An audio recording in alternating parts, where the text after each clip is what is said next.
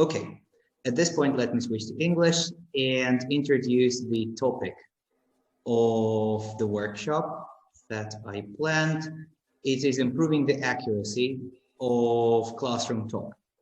My research group at Moscow University looks at how teachers of English use language for professional purposes. So communicative tasks that they have to perform in the classroom and outside the classroom, as well as what they actually say and how they say it. So the aspect that I would like to discuss with you today is the accuracy of classroom talk.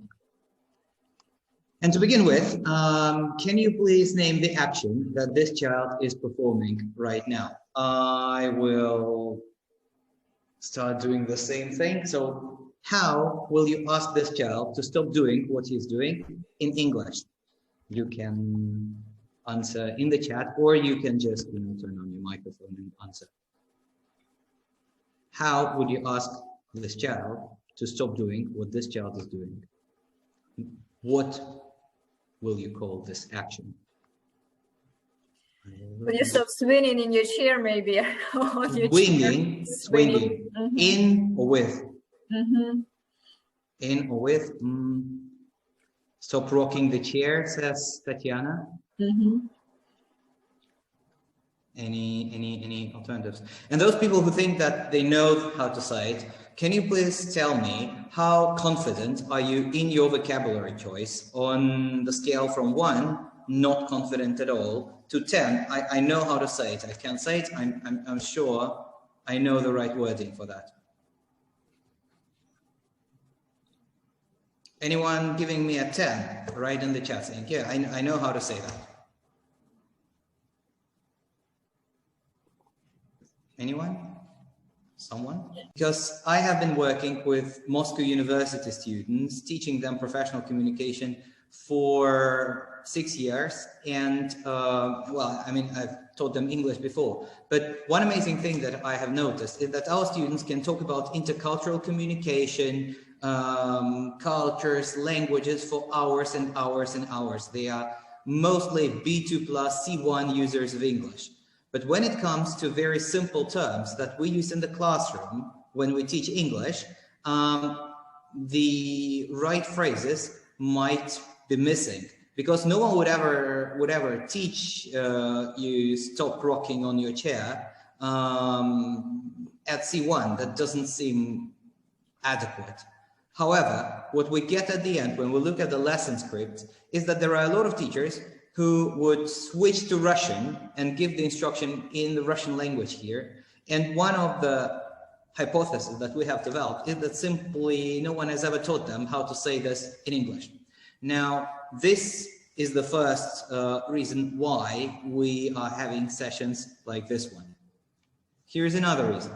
Take a look at this lesson script and tell me what number 16 can indicate. This is a real lesson script, because what we mainly do in terms of our methodology, we observe video recorded lessons, and some of the lessons are transcribed. So we look at the lesson transcript. And there is number 16. Does anyone know what this number stands for? Maybe this is the number of sentences. Okay. Could well be, but no, this is not the number of sentences. This example I also use at international conference. It's really interesting how the so-called native speaking teacher trainers and teachers react to that. Any other ideas, colleagues? What about this? Come on, a little participation. This is the number of lines. This is the number of lines. Could be the number. Wait, I've never counted the lines, but 1, 2, 3, 4, 5, 6, 7, 8, 9, 10, 11, 12, 13, 14, 15, 16, 17, 18, 19. I think there are more lines. 16% of time taken by the teacher with this introduction. Lesson 16. Lesson 16 could well be. Let me tell you a bit about how we looked at the script. I had 2 British and after that 1 American teacher trainer look at the lesson script. And at the same time, there was a Russian English language instructor of university level who looked at the same script. And whenever two British and then the American experts said that no, that's not how we say it, or that's simply incorrect, yes, we marked it as a mistake. And here is the analysis. So all of the phrases marked AT are inappropriate, which means that they would never say anything like that at the beginning of their lesson. Marked IT means incorrect. T stands for teacher's language use. B stands for both teaching and general language use. G stands for incorrect general language use. So this is an intro of a lesson that was prepared and video recorded by the teacher. And this is the number of errors that, or inappropriacies that our experts could identify in this lesson. Which, and an interesting thing, we looked not just at this lesson, so we looked at several lessons.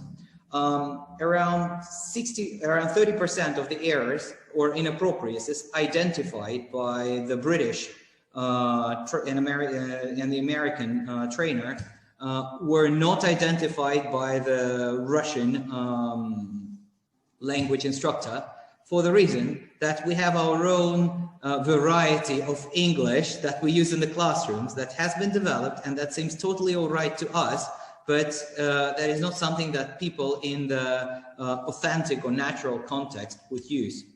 So that is why we believe that the current model, when language teachers are taught some general subjects, are taught linguistics, psychology, pedagogy, and methodology, and in language training, they are taught general English plus academic English plus the LSP of linguistics, might be insufficient to, if we're talking about preparing them for future professional languages. There is something else. There is classroom language.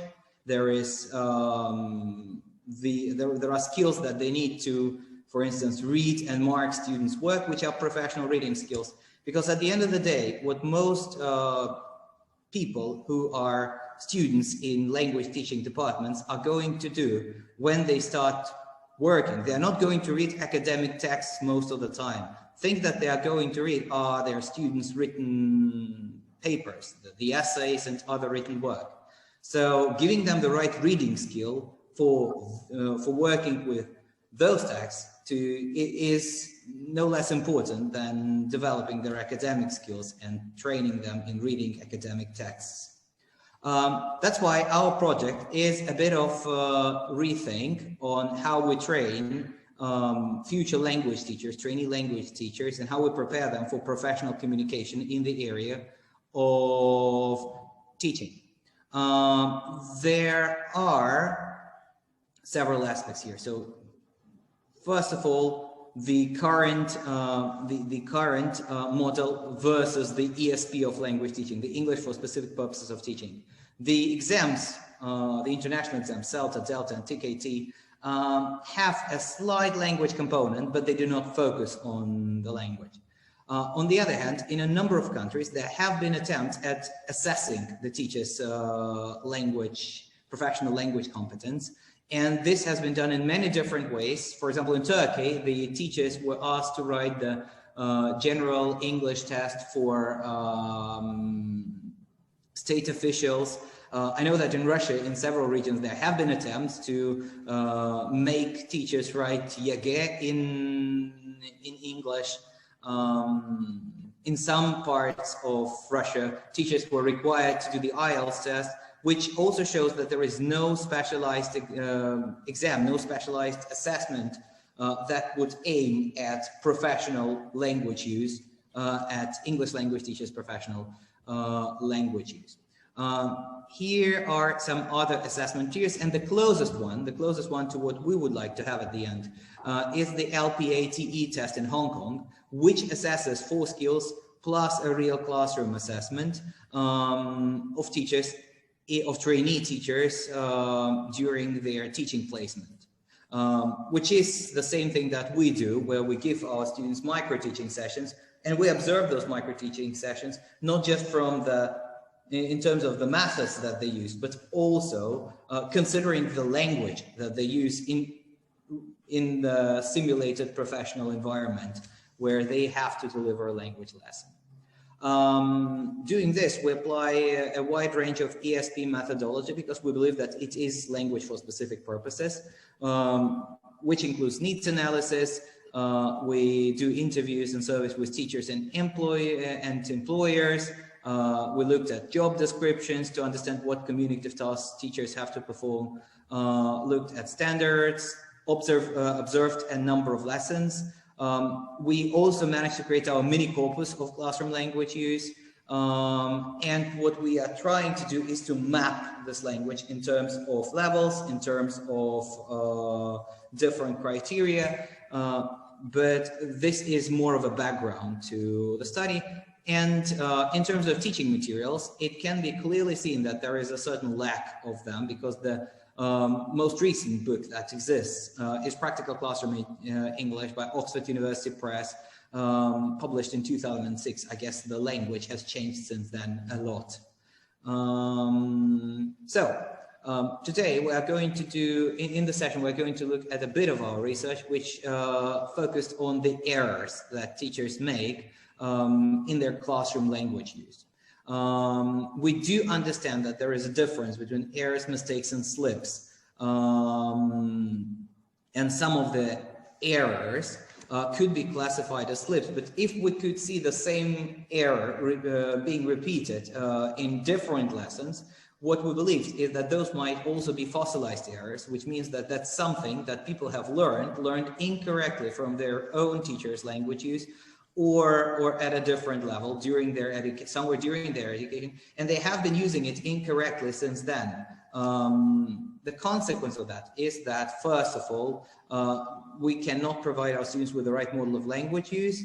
It can cause distortion of discourse. What is important, it decreases the teacher's feeling of efficiency, of self-efficacy. So they are switching, so this can result in them switching to the Russian language where they feel more confident, which in its turn results in some English lessons in Russia being conducted in the Russian language mainly, which is not the best thing if we consider language input and language exposure that our students need to get. And finally, it can result, switching to Russian can result in the lack of understanding of the norms of the target culture, because communication in English, classroom communication in English, in the UK and in the US is different from classroom communication in Russian. What we need is a bridge which would combine some elements of the Russian way, but still that would introduce the students to the communication, to the norms of communication in English in the target culture. We classified all errors in terms of general errors in general English, grammar and vocabulary, and errors in the context of language teaching, where we look at register, communication, first language use, and faulty instructions. And these are the results of all of the errors that we could find. You can see that most of them were in the area of grammar. And these are, again, the things where all three experts would agree that these are incorrect. And now, I will give you a chance to be our expert. I will give you 8 sentences. 7 of them contain errors in the teacher's language use. 1 of them is error-free. I would ask you to correct the errors that you can find, and then decide for yourself whether you are ready to risk 5, 10, or 15 points at each correction. So if you are absolutely confident that this is how I correct that, risk 15 points. If you are somehow confident, 10 points. If you are not confident at all, 5 points. That's the minimum amount that you can risk. So here are the 8 sentences. 1 of them is error-free. Try to identify errors in them and correct them.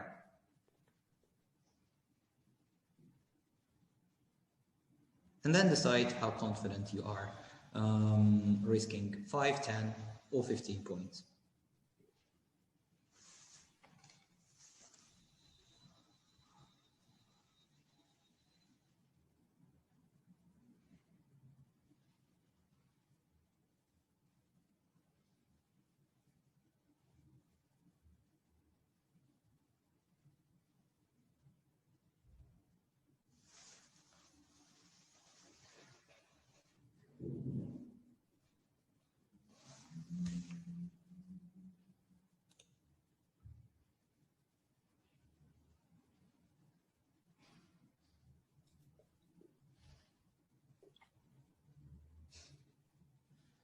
Okay, we got the answer for number 7 from Irina Yurievna. Thank you for that. Let's think about the other the remaining 7 sentences.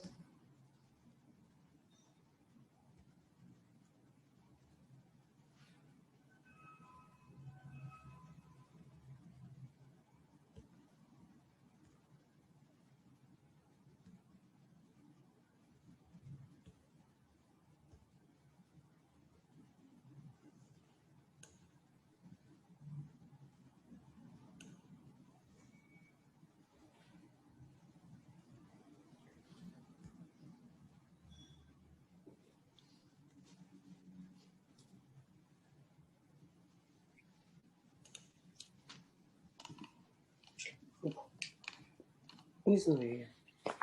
Давайте ясные инструкции, все, хватит нас подлавливать.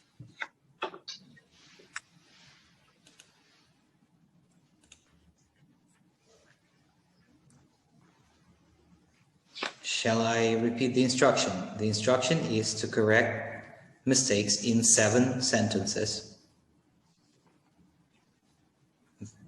out of the 8 sentences that you can see. 7 sentences contain mistakes. Find those mistakes and correct them. And after that, you can decide how confident you are in your correction, risking 5, 10, or 15 points.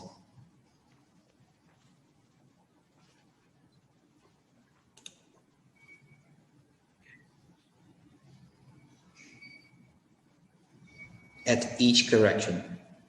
So you know how to correct it in number 1. You're absolutely confident. You say, okay, this is how I'd correct it.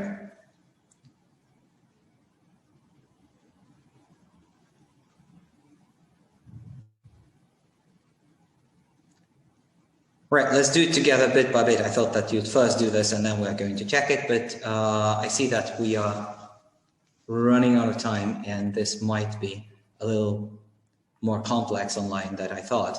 So the first one, at the lesson, is a suggestion by Elena Zlobina. At the lesson in American English, you're right. In British English, it's in the lesson or during the lesson. And this is one of the typical errors that teachers make when they talk. Number 2, how would you correct number 2?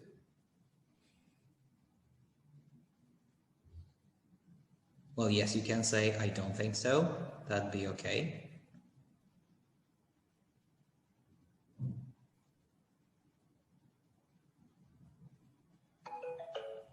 Can we correct it any closer to the original?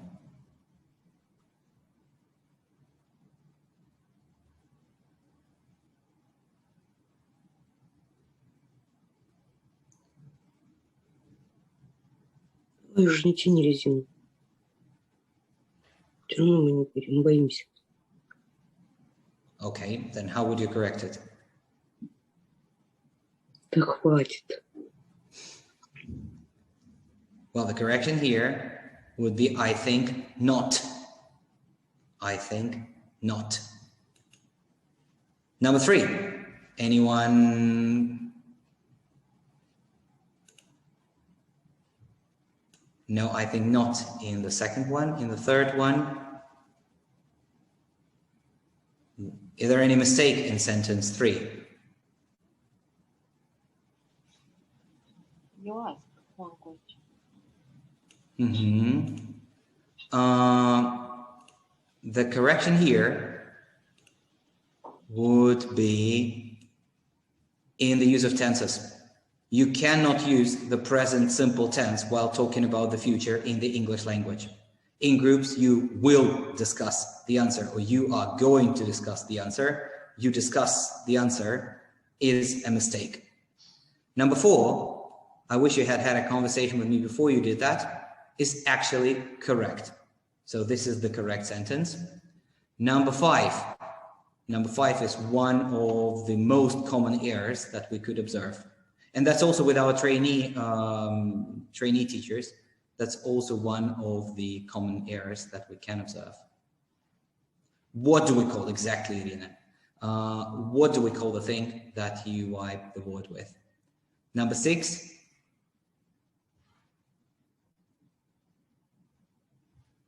Number 6 is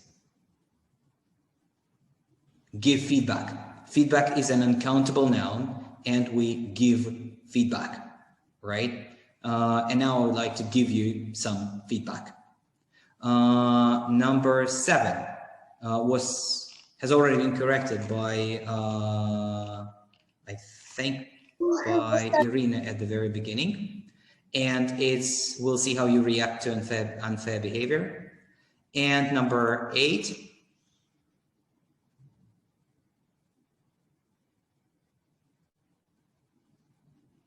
these are your presents, boys, right? Once again, referencing, considering singular or plural, that's another thing that is commonly mistaken by the teachers, as well as some teaching terms. So for example, the teacher who comes instead of you if you are sick is called cover teacher or substitute teacher. Many people forget that homework is uncountable, and we talk about assignments when we want to use plural.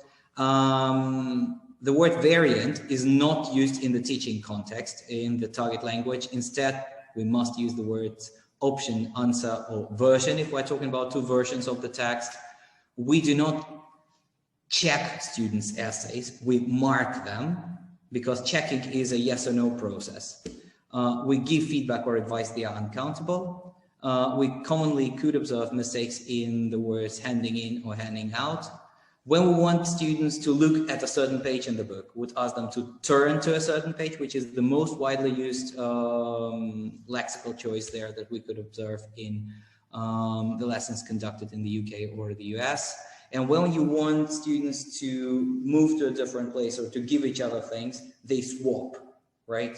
Not change, swap, right? That's another vocabulary choice that we could observe. Okay, my conclusive remarks is that it's okay to make mistakes as long as you learn from them and focus on the areas where you know you make mistakes. Because we all need to provide a good model of language use for our students. Thank you for your attention. And now I'm ready to take your questions in English or in Russian, whichever language you prefer.